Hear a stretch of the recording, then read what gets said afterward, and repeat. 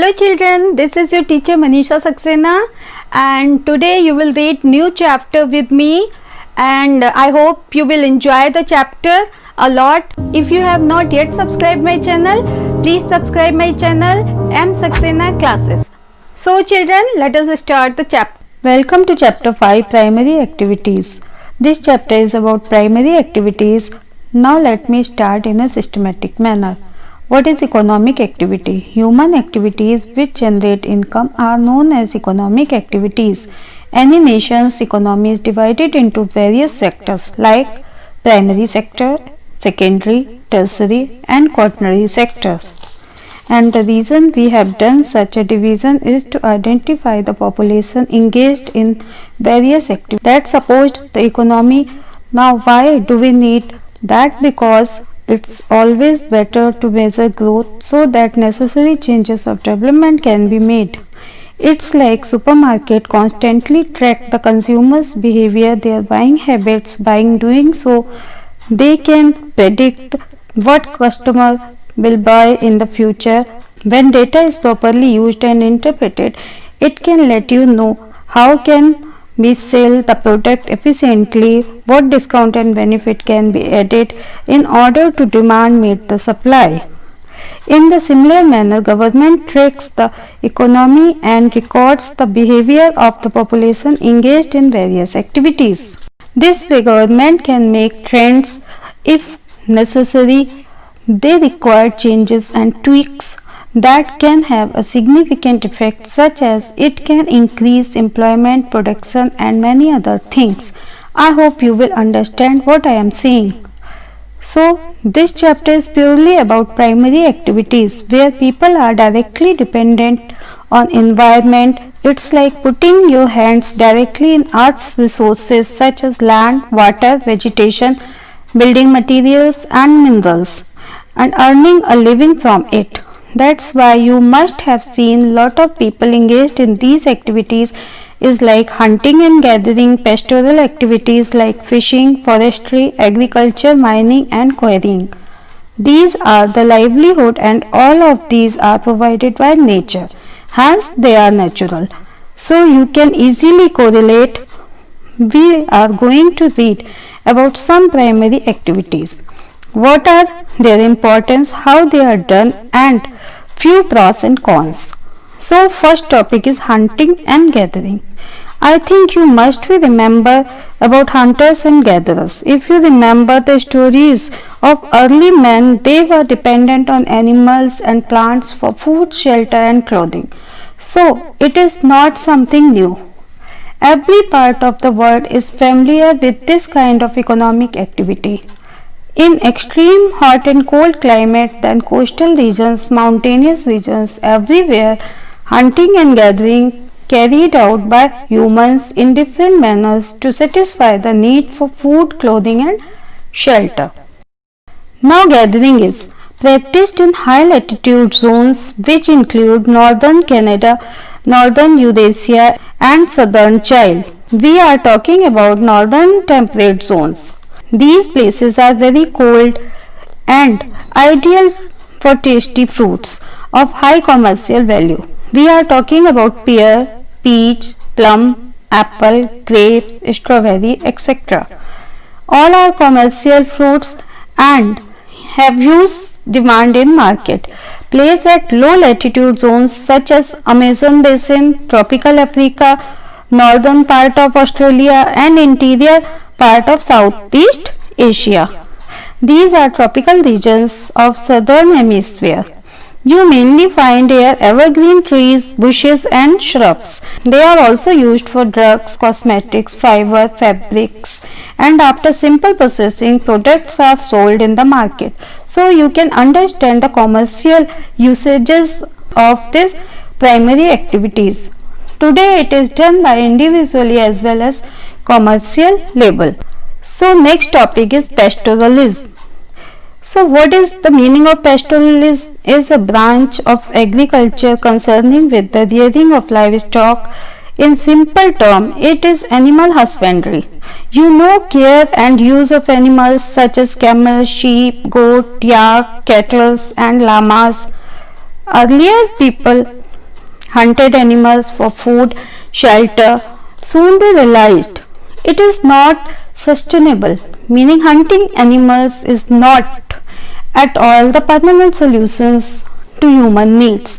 And then they realized why not to domesticate the animals, because there is a benefit of both sides. Human will fulfill their need and animals will get necessary care, and that is how pastoralism came into existence. Pastoralism, we have subtopics. Right now we will read about nomadic herding. Let us break down the word and understand the meaning of first. Nomadic meaning living the life of nomad. They are the people who move one place to another in search of food and shelter. The meaning of the herding is having the animals and then moving in the group. You must have seen on the road people moving with large number of goats and cattle. The meaning of complete nomadic herding are people moving one place to another along with their livestock or animals. Now nomads are everywhere in world, so dependent on regions, variety of animals are available with these nomads. For example, in tropical Africa, in African countries near equator, cattle are most important livestock, while in Sahara and Asiatic deserts, camel, sheep and goat are reared. In mountainous area like Tibet, Andes, yak and llamas, and in Arctic and Savatic area, reindeer are most important animals. Nomadic herding is common in 3 important regions of the world. I will show you everything on map, that will be easy for you to remember. First region is Atlantic shores of North Africa eastward along the Indian Peninsula into Mongolia and central China. The second region extends over the tundra region of Eurasia, and third region is in the southern hemisphere, the small area of Southwest Africa and island of Madagascar. Just roughly remember these areas. There is this term called transhumance. It refers to the movement of lifestyle from one grazing ground to another depending upon the season. For example, during summer, mountains are much cooler than plain areas, so they move to mountains, and during winter, plains areas are warmer than mountains areas, so they move back to plain areas. This is called transhumance. In India, there are some tribes who practice transhumance. These tribes are Gujars, Gaddis, Bakarwals and Bhotias. And next subtopic is pastoralism, commercial livestock rearing. Whenever the word commercial comes, it means engaging in some sort of business or commerce. Commercial livestock rearing animals for business purpose or making profits. Intensive means lot of money is involved in infrastructure, carrying of animal, etc. This ranches business is very common in Western society. You see huge branches covered in large areas. In fact, the food that you eat, McDonald's, KFC, mostly supplied by ranches. So, what happened? These ranches produce milk products, supply meat, vegetables, plant, herbs, etc. So, this food has to these beverages company, and this big companies has huge turnover, and that is how commercial rearing policy came into play. There are many industries like textile, fishing, commercial goods. They are all running of commercial livestock rearing. New Zealand, Australia, Argentina, Uruguay and United States are important countries where commercial livestock rearing are practiced. Now we are going to read about next broad topic, agriculture. I don't need to tell you the meaning of it. You well know the meaning of agriculture. But I would like to say is there are different types of agricultural systems. You heard me right. There are well established systems in agriculture. We are going to read about them in brief. First one is subsistence agriculture. The meaning of subsistence is sufficient, supporting yourself. So in this type of agriculture, farm grows enough food to support him and his family. Now it is further divided into two categories: primitive subsistence for agriculture and intensive subsistence agriculture. Let us understand primitive subsistence agriculture. We know the meaning of subsistence agriculture.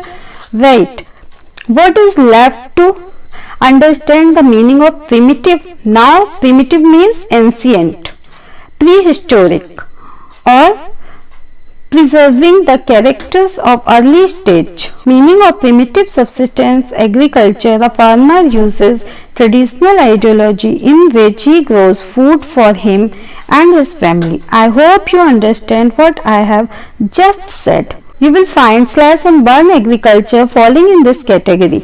It is also known as shifting agriculture, where the vegetation usually cleared by fire and ashes mixed in soil for the fertility. After doing it 3 or 4 times, its soil loses its fertility and farmer shifts to another part and does the same things all over. This kind of agriculture is quite famous in tropical regions, since vegetation is usually cleared by fire and vegetation is more tropical regions. You can remember it in this way. This type of agriculture is known as Jhuming in northeastern states of India, Milpa in Central America and Mexico, and Ladang in Indonesia and Malaysia.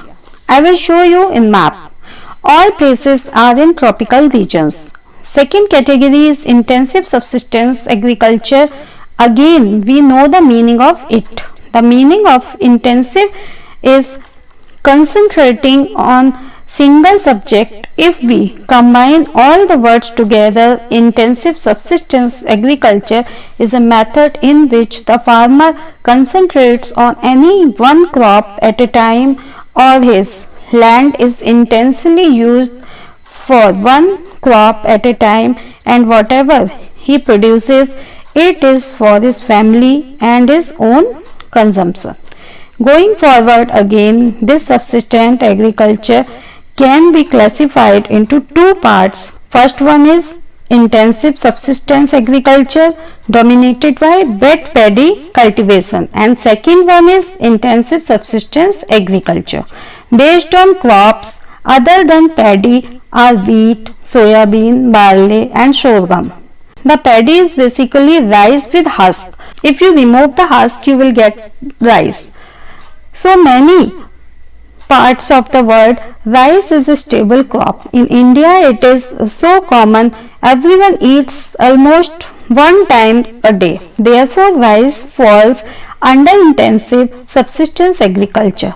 One more thing we need to understand is that in intensive subsistence agriculture, farmers work with the help of family members, work with the help of family laborers, since most of the output self-consumed by other farmers' family, hence there is not much profit.